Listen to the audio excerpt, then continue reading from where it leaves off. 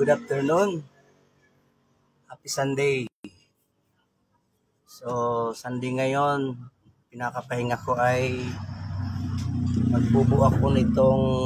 bubuuhin ko itong cylinder head. Ito siya. Ayan.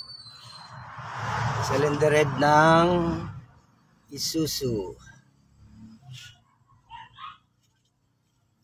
So, samahan nyo ako mga kaibigan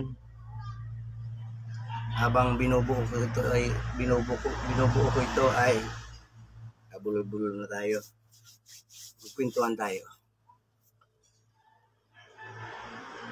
So, siguro naman kumain ng lahat.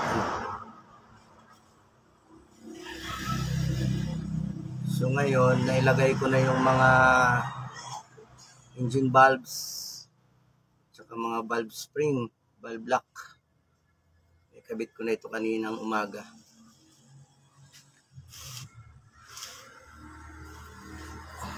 Natesting ko na rin ito. Bali,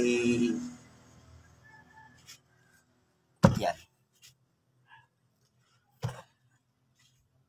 Itong kuwan niya.